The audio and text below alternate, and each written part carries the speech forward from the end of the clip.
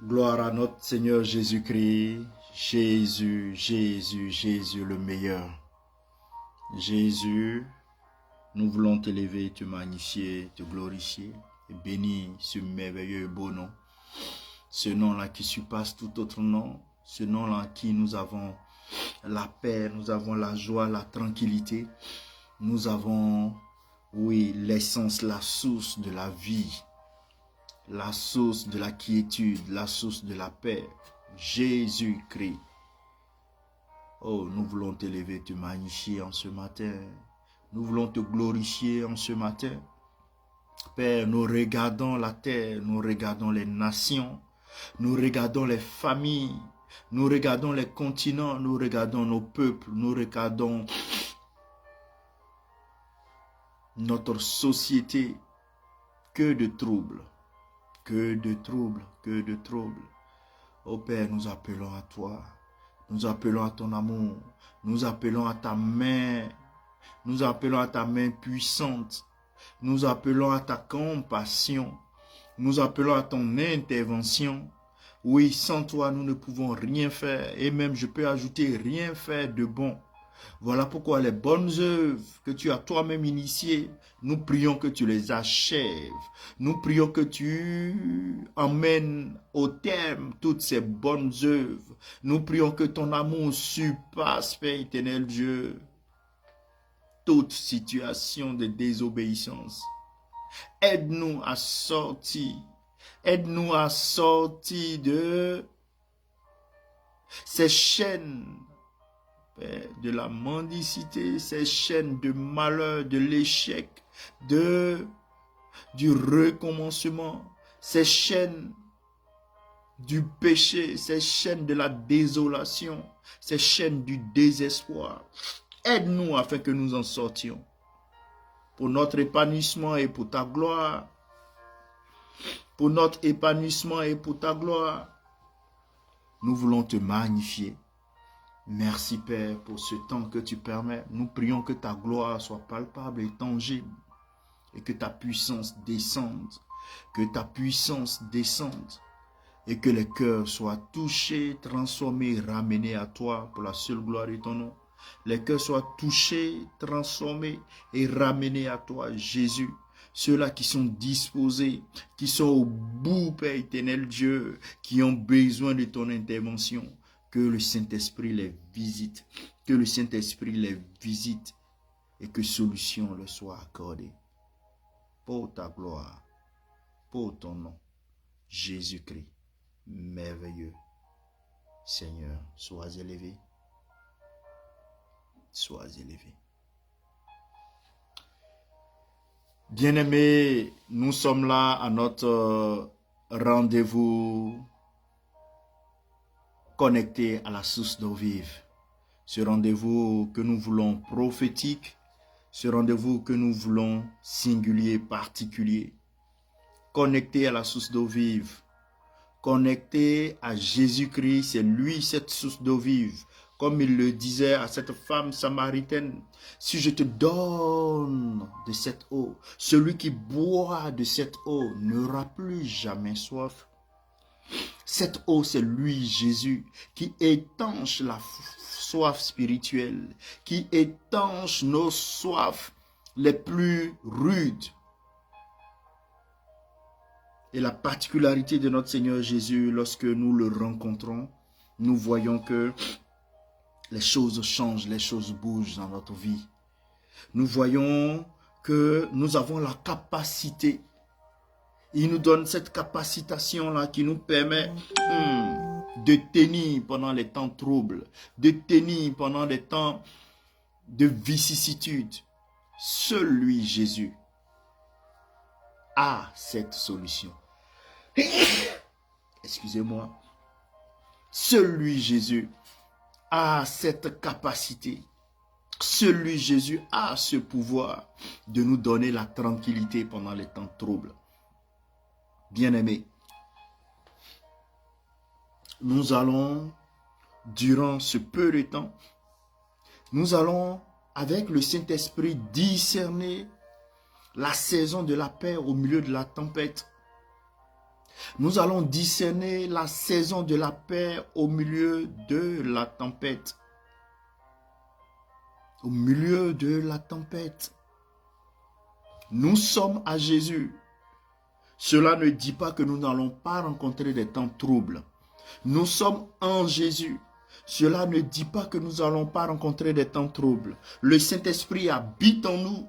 Cela ne dit pas que nous n'allons pas rencontrer des temps troubles. Le Saint-Esprit est sur nous. Cela ne dit pas que nous n'allons pas rencontrer des temps troubles. Le Saint-Esprit dirige notre vie. Cela ne dit pas que nous n'allons pas rencontrer des temps troubles. Voilà pourquoi nous devons discerner la saison de la paix au milieu de la tempête afin d'avoir l'attitude, le comportement qu'il faut.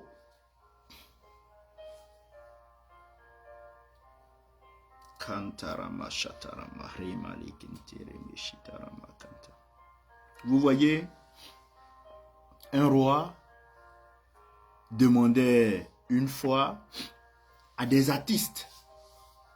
Nous savons bien que dans le temps, les royaumes, les rois avaient de beaux châteaux.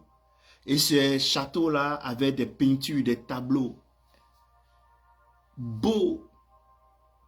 Et ce roi-là demande à des peintres, des artistes, de peindre la paix parfaite.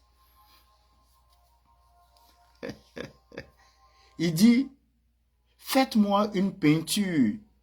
Le thème de cette peinture, c'est la paix parfaite.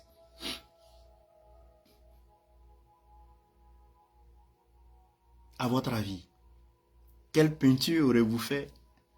Certainement, vous allez me dire que je ne suis pas peintre, je ne suis pas artiste. Mais ceux qu'il était, à qui le roi s'était adressé, sont venus à lui. Le premier, il est venu, il a peint un lac. Un beau lac, tranquille. Il a peint ce lac-là, un lac tranquille, beau. Et le second, qu'est-ce qu'il a fait? Lui, il a peint pour le tableau qu'il a présenté au roi. Il a peint un orage violent avec des éclairs, des pluies torrentielles. Et dans un coin de son tableau, il a mis là, sous une branche battue par les vents, il a mis un petit oiseau qui chantait dans un coin de son nid. Ces deux tableaux présentés au roi, le roi choisit le second tableau. Le roi choisit le second tableau. Je peux vous interroger. À la place du roi, quel tableau auriez-vous choisi? C'est vrai, j'ai dit que le roi a choisi le second tableau. On verra pourquoi. Peut-être que pour vous, la paix parfaite que le roi a demandé à ses artistes de peindre reflétait le premier tableau, c'est-à-dire ce lac-là, ce beau lac paisible. Pour d'autres, ça va être ce tableau qui présente un orage violent avec des éclairs, des pluies torrentielles, mais dans un coin du tableau, sous une branche, et cette branche-là était battue encore par des vents. Sous cette branche battue par des vents, il y avait un oiseau dans son nid qui chantait. Bien-aimé, la paix, ce n'est pas l'absence de tempête. La paix n'est pas l'absence de tempête. C'est la présence de Dieu au milieu de la tempête qui donne la paix. C'est la présence de Dieu au milieu des temps troubles qui nous donne cette paix parfaite. C'est pourquoi je vous invite dans ce bref passage qui va soutenir ce temps prophétique qui est contenu dans le livre de Marc, Marc chapitre 4, le verset 39.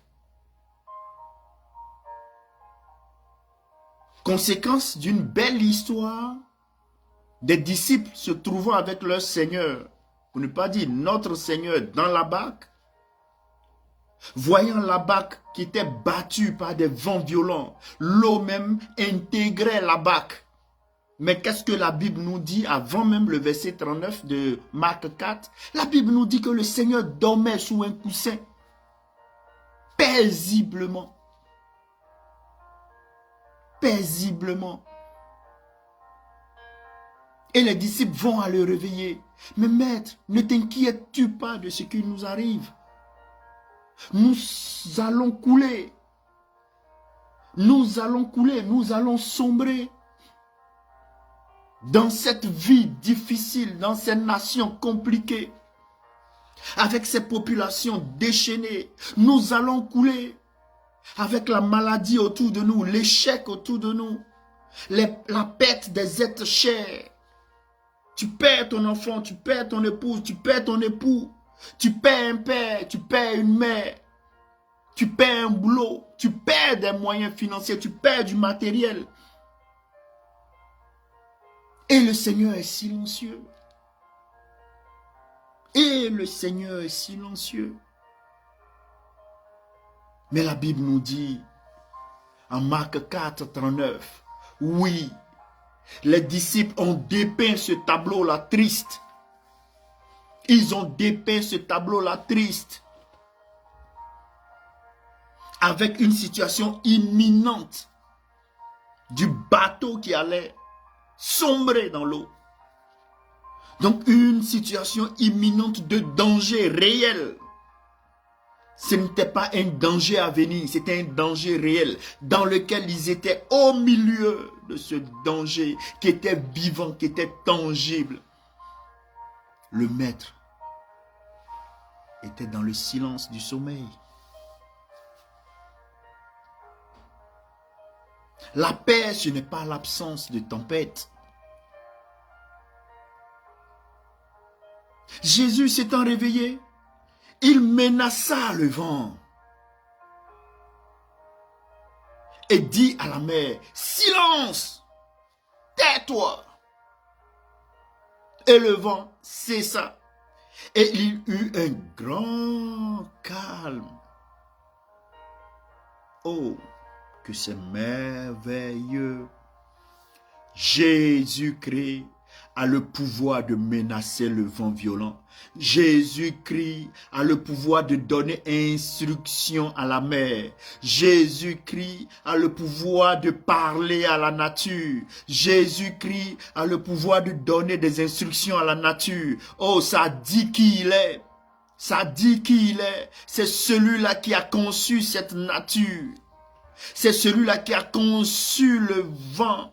Le concepteur d'un objet, oui, peut le réparer à tout moment, peut mettre fin à l'existence de cet objet à tout moment, peut recréer l'objet à tout moment, parce que c'est lui qui est le fabricant.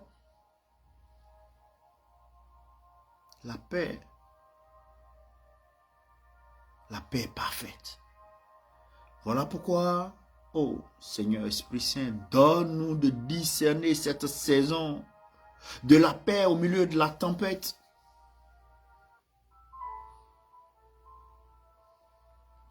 Nous voyons aujourd'hui dans notre vie en tant que chrétiens, nous voyons des tempêtes que nous vivons au quotidien. Et ces tempêtes par moments sont inévitables. Le chrétien rencontre la maladie. Le chrétien tombe malade. Le chrétien tombe malade. Le chrétien, oui, fait face à la persécution. Persécuté parce que tu dis, oui, je veux vivre dans l'intégrité, je veux vivre dans la droiture, je veux vivre dans la chasteté, je veux vivre dans la vérité, je veux vivre dans la justice. Mais tu seras persécuté.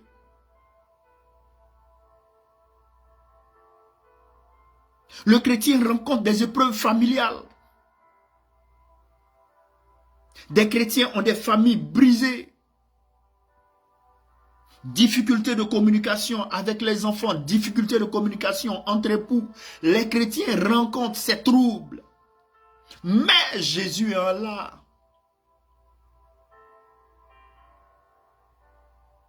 Les chrétiens rencontrent aussi des tensions financières. Ce sont des tempêtes. Comme ces flots qui battaient cette barque, l'eau qui submergeait la barque, qui rentrait dans la barque.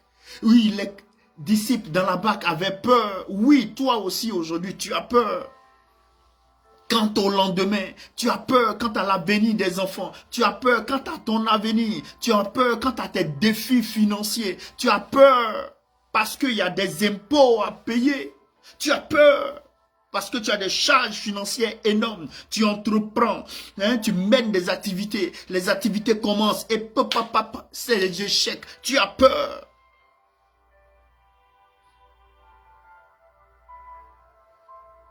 Oui, le chrétien rencontre des troubles intérieurs. Est-ce que c'est le bon fiancé? Est-ce que c'est la bonne fiancée? Oui, le chrétien rencontre des troubles intérieurs. Pourtant, le chrétien est appelé à discerner. Le chrétien est appelé à discerner. Même au milieu de cette tempête, le chrétien est appelé à discerner. Même au milieu de cette tempête, de ces temps troubles, de ces temps de crise, de ces temps où nous avons des difficultés dans nos nations, de ces temps où nous avons des tensions dans nos nations, dans nos familles, dans nos quartiers. Oui, le chrétien doit discerner la paix. Discerner la saison que Dieu veut manifester. Quelle est la saison dans ce temps trouble? Dieu veut manifester une saison de paix. Et cette saison de paix n'est pas exempte de troubles, n'est pas exempte de tempêtes, n'est pas exempte de problèmes. Mais seulement, comme ce tableau qui a été peint par ces artistes demandés par le roi dans l'histoire que j'ai contée d'entrée de jeu. Le second tableau, il y avait le vent, il y avait les éclairs, il y avait les tonnerres. Mais il y avait cet oiseau dans cette branche qui était secouée par le vent, qui était dans son nid et qui laissait aller une mélodie céleste. Qui avait une paix parfaite.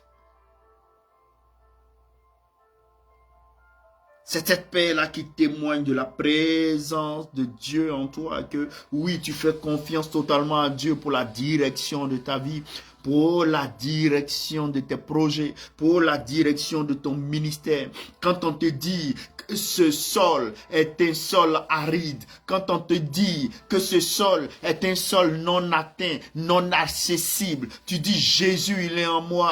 Jésus, il est en moi. Oui, la réalité humaine, la réalité naturelle dit ceci. Mais moi, je suis un être spirituel, rattaché au Créateur, dépendant du Créateur. De ce fait, je pose le pas, ce pas de foi dans cet espace, dans cette entreprise. Je pose ce pas de foi en m'appuyant sur les promesses divines. En m'appuyant sur les promesses divines. Oh! Lorsque nous lisons Marc 4, 39, s'étant réveillé, il menaça le vent et dit à la mer, silence, tais-toi! Et le vent cessa et il y eut un grand calme. Oh, ce passage nous révèle une clé puissante. Une clé puissante. Jésus ne promet pas l'absence de tempête, mais sa paix en plein cœur de celle-ci. Jésus ne promet pas l'absence de tempête, mais sa paix en plein cœur de cette tempête. Jésus te promet sa paix. Au cœur de cette maladie qui t'assaille, il te donne l'assurance. Et c'est toi maintenant qui rassures ceux qui viennent te visiter. Ceux-là qui s'inquiètent pour ton état de santé, tu les rassures. Ceux-là qui viennent te voir parce que tu as des défis financiers énormes, tu les rassures. Ceux-là qui viennent te voir parce que tu rencontres des échecs dans tes entreprises, tu les rassures. Ceux-là qui viennent te voir parce que tu es frappé par le deuil, tu les rassures. Ceux-là qui viennent te voir parce que tu es dans une nation, dans une famille en crise, tu les rassures. Et tu leur communiques la paix, cette paix parfaite qui est donnée par Jésus-Christ qui est vivant en toi. Que cette paix-là s'attache à vos vies. Que cette paix-là s'attache à vos vies.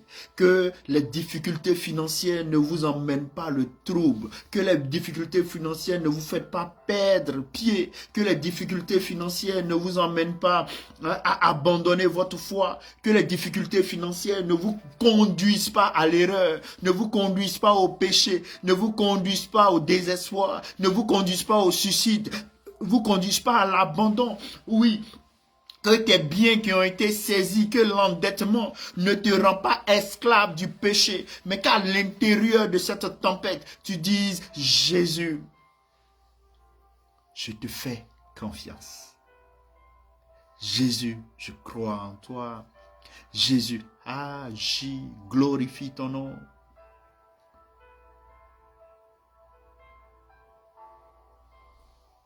Les tempêtes, ce sont les réalités de la vie. Les tempêtes, ce sont les réalités de la vie. La femme stérile dans son foyer depuis 15 ans, 16 ans, 17 ans, 18 ans, 13 ans, 20 ans, qui attend un enfant. Qui attend un enfant.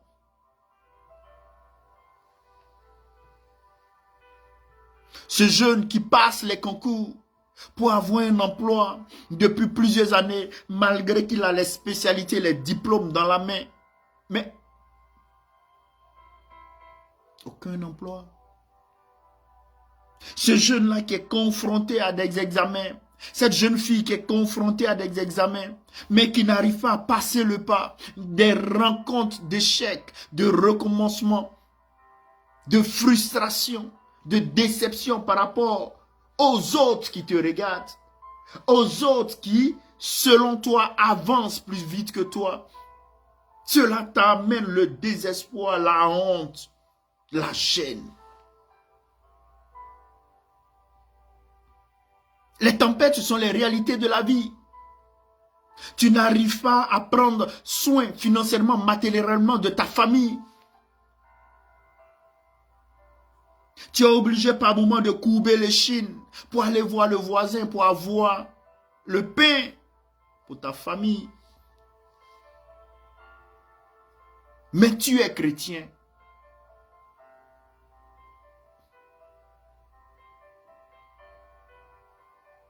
Jean 16, 33 nous dit, « Vous aurez des tribulations dans le monde, mais prenez courage, j'ai vaincu le monde. » Nous allons avoir des tribulations dans le monde. Oui, Jésus te rassure, il me rassure. Prenons courage, il a vaincu le monde. Il a vaincu le monde.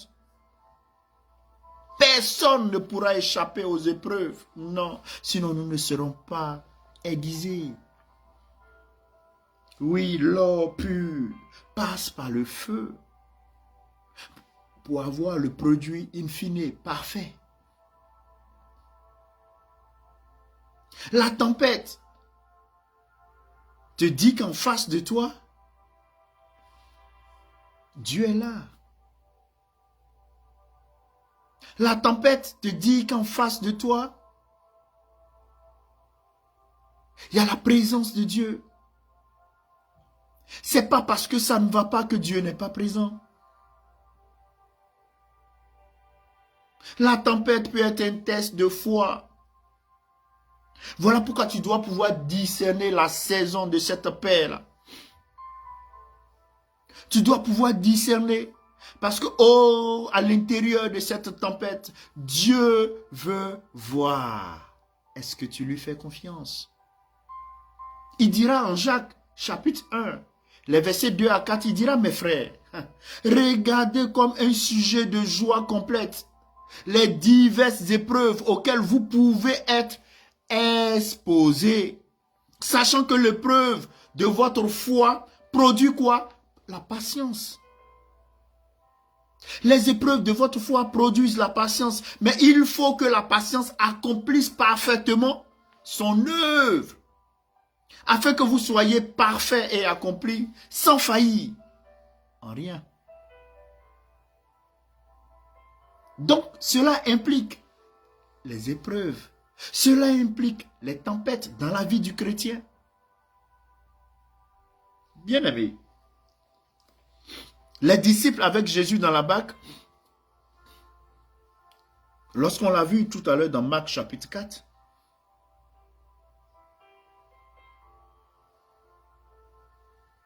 ils étaient obéissants. Ils étaient avec Jésus dans la barque. Ils étaient respectueux. C'est comme le chrétien aujourd'hui qui est dans l'église, qui est en entreprise, qui est en famille, qui est respectueux, qui est obéissant. Mais quand est venue la tempête, il n'a pas été question du fait que comme ce sont des chrétiens qui vivent dans la sanctification, dans la droiture, la tempête allait passer par-dessus. The storm is not over.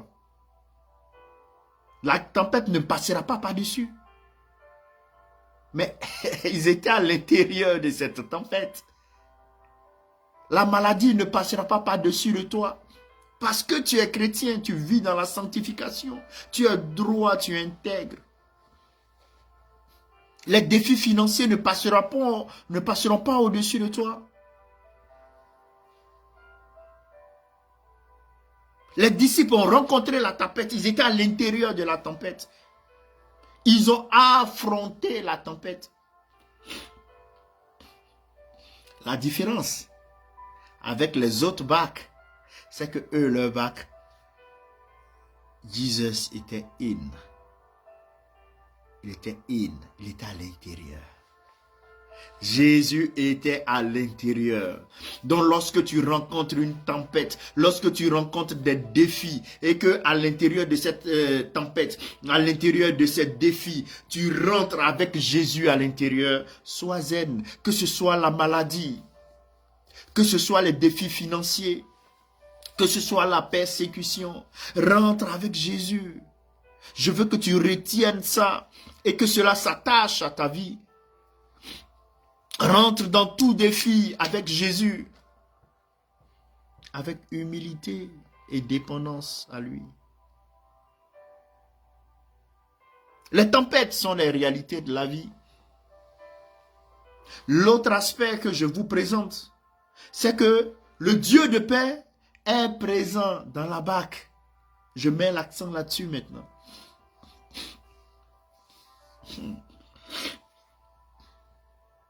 Le Dieu de paix est présent dans la barque. Et là, lorsqu'on visite le livre de Hébreux, le chapitre 13, Hébreux 13, le verset 5, il est dit, Hébreux 13, 5, il est dit, ne vous livrez pas, oui, ne vous livrez pas à l'amour de l'argent, contentez-vous de ce que vous avez, car Dieu lui-même a dit, je ne te délaisserai point et je ne t'abandonnerai point. Waouh! Je disais un peu plus haut qu'il faut nous fier aux promesses de Dieu. Je ne te délaisserai point, je ne t'abandonnerai point. Quelle puissance, quelle assurance. Jésus te dit au travers de moi qu'il ne te délaissera pas. Il ne va pas t'abandonner. Et c'est un Dieu qui tient ses promesses. Il tient ses promesses, il veille sur sa parole pour donner vie à ses paroles, pour qu'elles prennent forme, pour qu'elles existent, qu'elles soient réalisées. Et qu'elles ont été relâchées ne retournent aucunement à lui, sans avoir accompli ce pourquoi elles ont été prononcées. Donc quand Jésus te dit, je ne te délaisserai point. Hein? Jésus te dit, je ne t'abandonnerai point dans la situation dans laquelle tu es. Il te dit, fais-moi confiance. Quelle est cette situation? Fais-moi confiance. Situation de maladie, fais-moi confiance. Situation d'endettement, fais-moi confiance. Situation de guerre, fais-moi confiance. Situation de mésentente, fais-moi confiance. Situation de brisure, fais-moi confiance. Situation d'échec, fais-moi confiance. Situation d'attaque, fais-moi confiance. Situation d'enfantement, fais-moi confiance. Tu désires la guérison, fais-moi confiance. Jésus était dans la barque, mais qu'est-ce que le Seigneur faisait? Le Seigneur se reposait, il dormait. Non, ce d'affaire. C'est-à-dire qu'il dormait. Image de notre perception parfois de son silence. J'entends certains nous disent, mais votre Dieu, il est silencieux. Est-ce qu'il est réellement là? Jésus est là. Il attend le temps. Notre attitude. Regardez, les disciples sont allés à lui. Sont allés à lui. Et ce mouvement, c'est Hébreux 4,16. Il dit quoi? Venez au trône de la grâce avec assurance. Donc allons à lui, Jésus-Christ, avec assurance. Il a la solution, la paix au problème que nous sommes en train de vivre. Les disciples, ils ont vu le problème, ils ont constaté le problème, ils ont senti le danger. Ils sont allés à Jésus. Jésus te dit de venir à lui. Accepte Jésus comme ton Seigneur et ton Sauveur. Et il menacera la tempête. Il menacera le vent.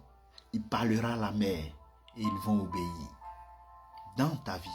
Il parlera à cette situation, à ce Goliath-là qui est devant toi. Et ce Goliath-là va fléchir genou. Sa présence suffit.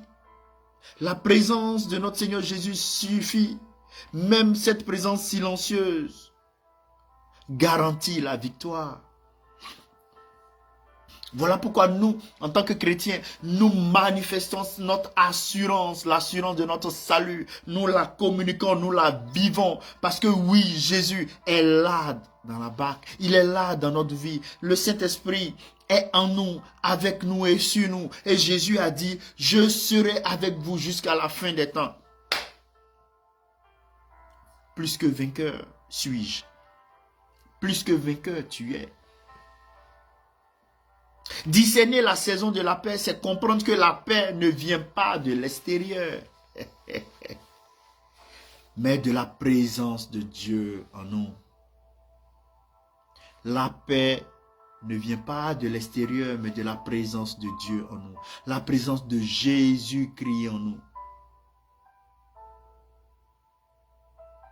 La présence de Jésus-Christ en nous.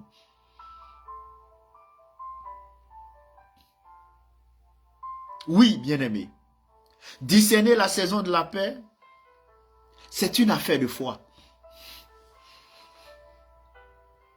Pour pouvoir discerner la saison de la paix, c'est une action, c'est une affaire de foi.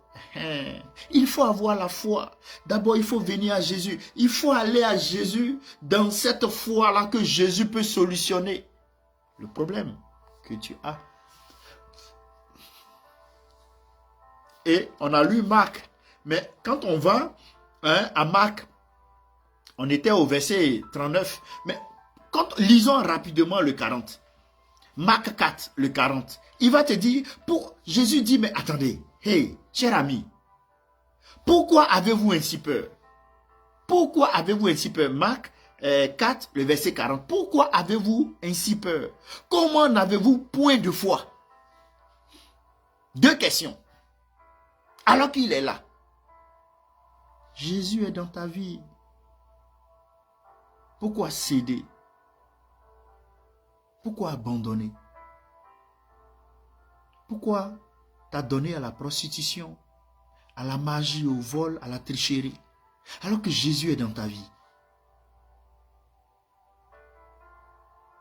À la magouille, alors que Jésus est dans ta vie. La foi, bien-aimé, nous permet de voir au-delà des vagues et de discerner la main de Dieu. La foi nous permet de voir au-delà de la maladie qui nous assaille et de discerner la main de Dieu. La foi nous permet de voir au-delà de notre entreprise qui chaque fois rencontre des échecs et de voir la main de Dieu. La foi nous permet de discerner au-delà des problèmes que nous rencontrons et de voir la main de Dieu. Et de voir la main de Dieu. La foi transforme la tempête en un tremplin vers une nouvelle saison.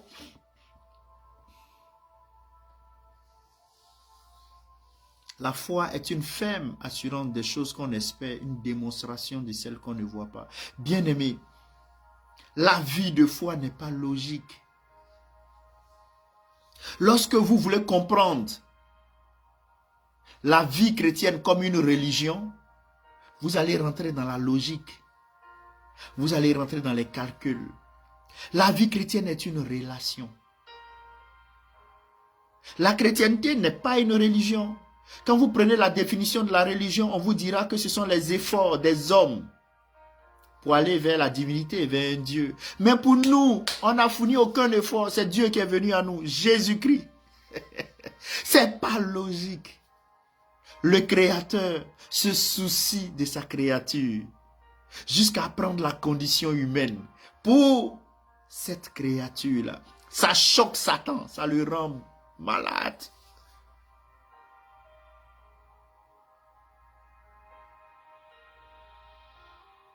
Et ça choque l'humanité qui n'arrive pas à reconnaître Christ dans l'humilité puissante qu'il reflète. Non, on veut quelque chose de complexe, de rationnel, de mathématique. Avec les statistiques qui vont avec.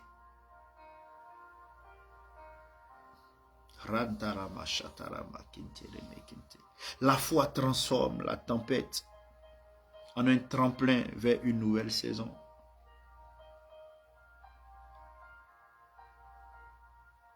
C'est pourquoi lorsqu'on parle de la paix biblique, le shalom, c'est un état intérieur de complétude. Un état intérieur de complétude malgré les troubles extérieurs. Malgré les troubles extérieurs, mais tu as un état intérieur de complétude. Oh yeah, tu es en paix. I have a peace. Tu es en paix, tu es en paix. Malgré les troubles autour, malgré les défis financiers, tu as la paix.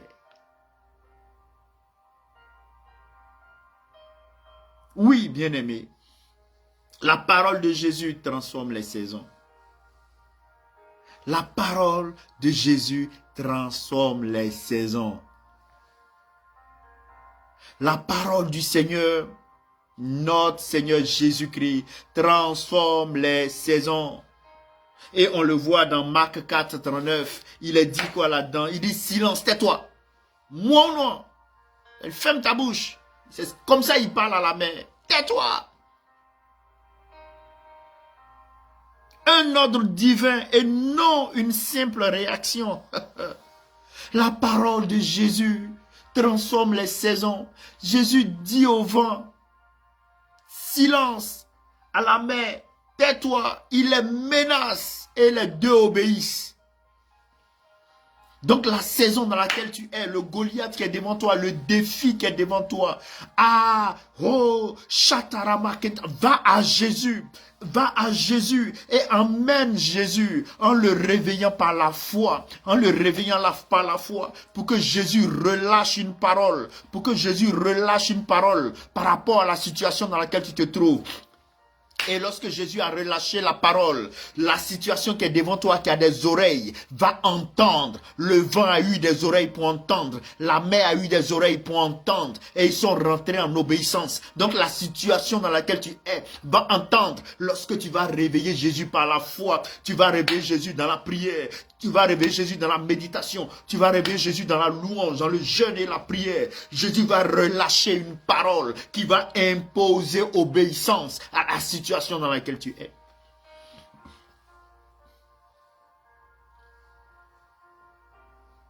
La parole du Seigneur change l'atmosphère. On avait cette atmosphère belliqueuse, remplie de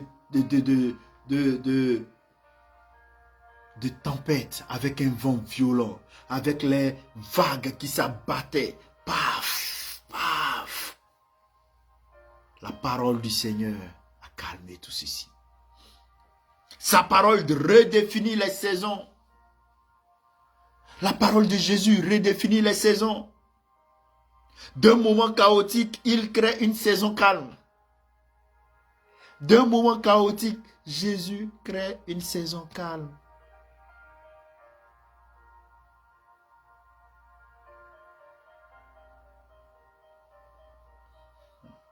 D'un moment chaotique, Jésus crée une saison calme.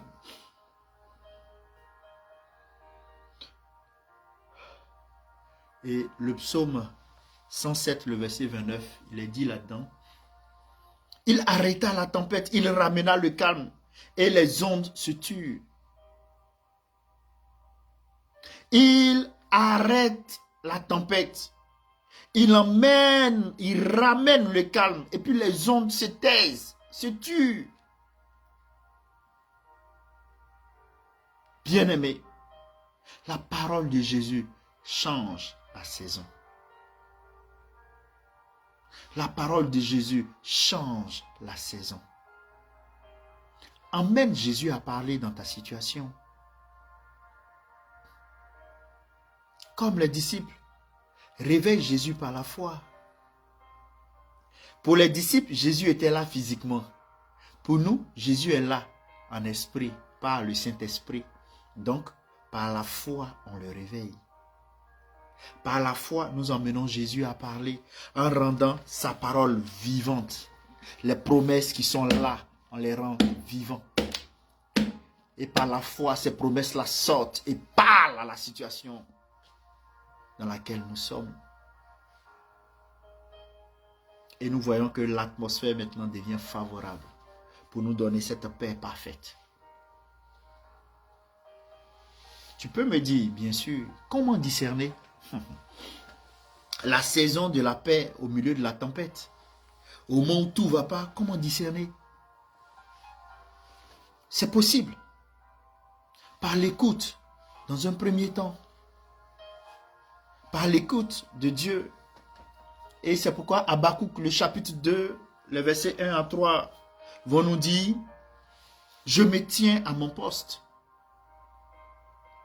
Je me tiens sur la tour, je veille pour voir que l'Éternel, ce que l'Éternel me dira et ce que je répliquerai après ma plainte. L'Éternel m'adressa la parole et il dit, écris la prophétie, grave-la sur des tablettes afin qu'on la lise couramment, car c'est une prophétie dont le temps est déjà fixé. Elle marche vers son thème, elle ne mentira pas. Oui. Comment discerner la saison de la paix au milieu de la tempête? Par l'écoute. Il faut que tu écoutes. Tu te familiarises à la parole. Tu t'imprègnes de la parole. Il faut que tu sois sensible à Dieu, à ce qu'il dit dans l'épreuve. Il faut te retirer de temps en temps dans la prière. dans le silence de la prière. C'est ça qui te permet d'écouter Dieu. Lorsqu'il y a trop de bruit autour de toi, tu ne peux pas entendre Dieu. J'expliquais ça hier à ma fille à l'étude, à l'église, l'étude biblique. Elle me posait la question, comment entendre Dieu? Je lui ai dit, mais attends, tu habites, est-ce que tu reconnais ma voix parmi plusieurs voix? Elle dit oui, papa. Elle s'est dit, mais pourquoi? Elle dit, parce qu'on parle toujours. Elle s'est dit, mais voilà. Plus tu t'habitues à échanger avec Dieu, tu vas reconnaître sa voix. Maintenant, comment échanger avec lui? C'est lire sa parole. C'est prier. Plus tu passes du temps avec Dieu, tu reconnaîtras la voix de Jésus. C'est ça. Le deuxième élément qui peut nous permettre de discerner la saison de la paix, c'est la foi active. Une foi active, comme le dit Romains 15, le verset 13. Que le Dieu de l'espérance vous remplisse de toute joie et de toute paix dans la foi pour que vous abondiez en espérance, par la puissance du Saint-Esprit. Une foi active. Le chrétien n'est pas appelé à avoir une foi passive. Non, une foi active. Nous devons croire que Dieu est là, malgré la tempête. Nous ne devons pas être ce type de chrétien qui, on a donné notre vie à Dieu, rien ne va, on abandonne pour retourner dans le monde. Non. Non. Tu as quitté le vomi, tu ne vas pas retourner au vomi.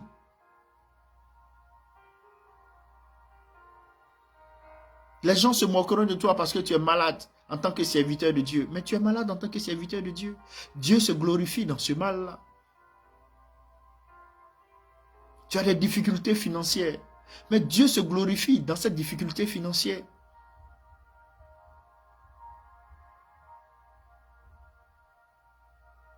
Tu dois refuser de vivre selon les émotions et les circonstances. Nos émotions, change. Change. Donc si tu veux vivre avec tes émotions et les circonstances autour de toi, mais tu seras perdu. En une journée, tu peux avoir plusieurs émotions. Tu es fâché, tu es content. Tu boudes. Tu boudes pas. Tu n'as pas évolué, ta foi n'a pas évolué comme ça.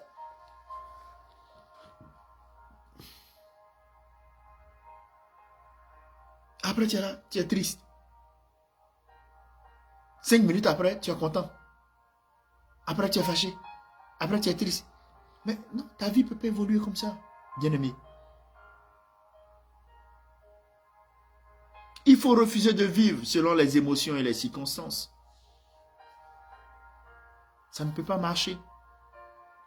Le troisième élément, pour discerner la saison de la paix, c'est par la reconnaissance. Il nous faut être reconnaissant. Ne mettez jamais à demain la reconnaissance. Voilà pourquoi chaque matin, il faut dire merci à Dieu pour le réveil. C'est un miracle. C'est le premier des miracles qu'il accomplit dans ta journée. Donc chaque jour, Dieu opère un miracle dans ta vie. Au moins ça. Il te réveille. Il ne faut pas attendre le soir pour lui être reconnaissant.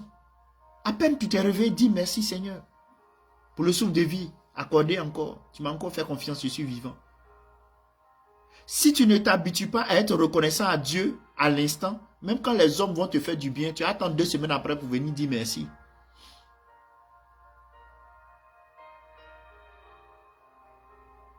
Et 2 fois même, tu ne viendras pas dire merci.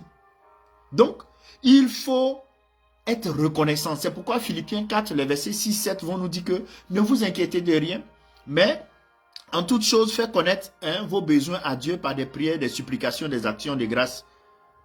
Et la paix de Dieu, ça c'est le verset 7, et la paix de Dieu qui surpasse toute intelligence, gardera vos cœurs et vos pensées en Jésus-Christ.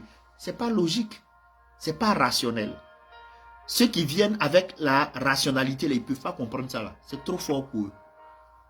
Alors que c'est simple. La paix de Dieu qui surpasse toute intelligence. Tu ne peux pas comprendre la paix de Dieu. Tu l'as. On dit, toi, tu n'as pas à manger, mais tu es content. Ton salaire n'est pas gros, mais tu es content. Tu as dit, tu es à l'aise. Les gens ne peuvent pas comprendre ça. Et quand Ben dit pas, ils ne peuvent pas comprendre. C'est ça la paix de Dieu qui surpasse toute intelligence. Les chrétiens du premier siècle, on les persécutait, ils étaient heureux parce qu'on les persécutait pour Jésus. Les gens ne pouvaient pas comprendre.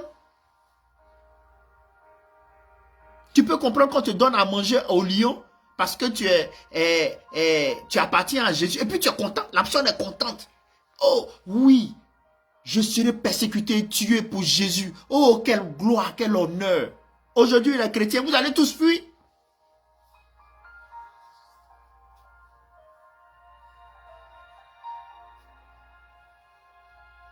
La gratitude ouvre les portes de la paix.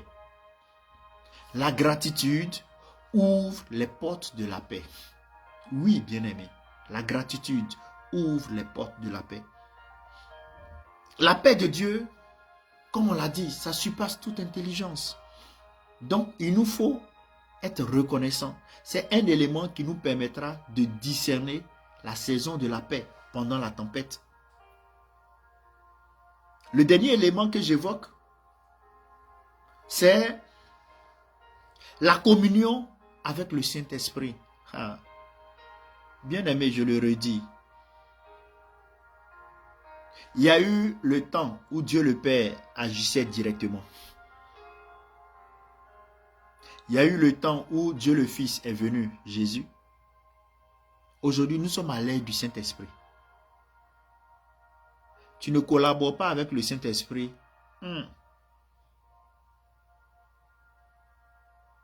Dans la souffrance dans laquelle tu as l'appel, tu vas souffrir encore beaucoup. Oui. C'est pourquoi Galates chapitre 5, le verset 22 va nous dire que mais le fruit de l'esprit, c'est l'amour, la joie, la paix, la patience, la bonté, la bénignité, la fidélité et autres, jusqu'au verset 23. La paix est un fruit de l'esprit. Et toi, tu dis le Saint-Esprit, tu ne collabores pas avec lui. Mais enfin, comment il va faire pour te donner?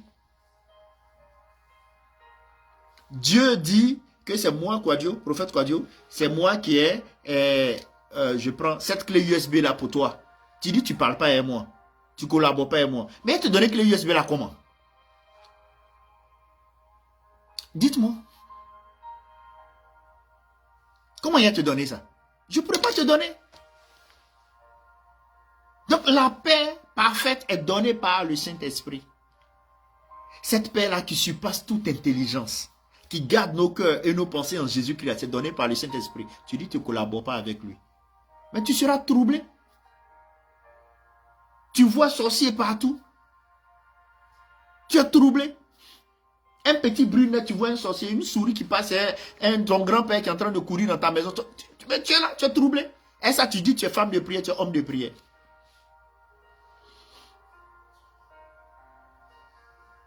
La paix est un fruit de l'esprit. Et dans la tempête, nous devons chercher sa présence. Nous devons chercher plus sa présence que sa main. Voilà. Nous devons chercher plus la présence du Saint-Esprit que sa main. Bien-aimé, la paix, cette paix-là qui surpasse toute intelligence, Dieu te la donne. Jésus te la donne. Il te dit, au lieu de fuir les tempêtes, apprends à y chercher Dieu. Le chrétien, on ne cherche pas les problèmes. C'est pas ça.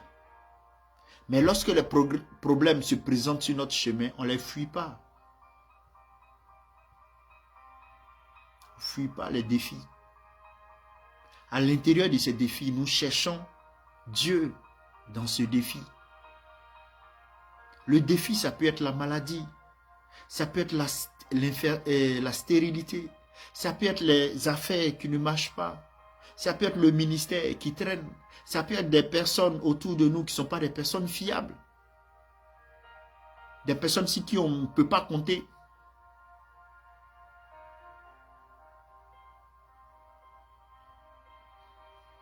Nous ne devons pas, c'est-à-dire, ne juge pas une saison selon les émotions, mais selon ce que Dieu dit. On a vécu cela avec ce programme, encore une fois, d'évangélisation dans une zone musulmane. On partait avec beaucoup d'appréhension.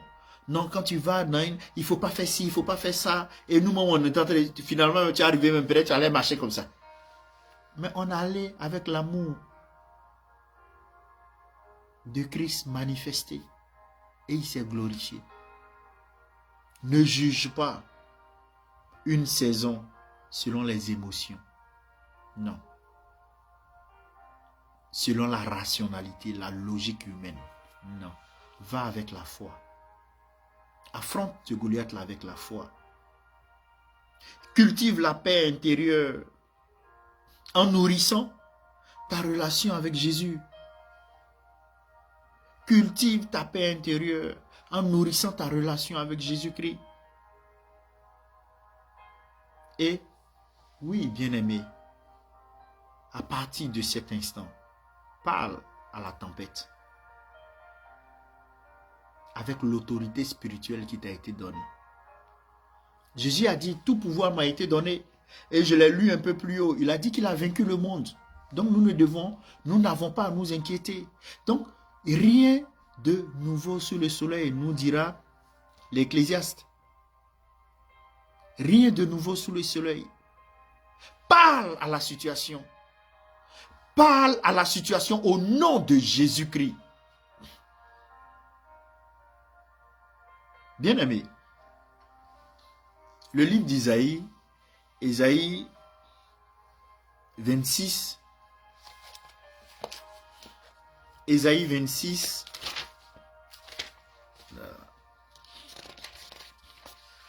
le verset 3, nous dit, à celui qui est ferme dans ses sentiments, tu assures la paix. La paix parce qu'il se confie en toi. À celui qui est ferme dans ses sentiments, tu assures la paix. La paix parce qu'il se confie en toi. En toi, en qui? En Dieu, en Jésus-Christ. Bien-aimé, aujourd'hui, Dieu t'appelle à discerner la saison. C'est-à-dire ta saison de paix. Dieu t'appelle à discerner ta saison de paix.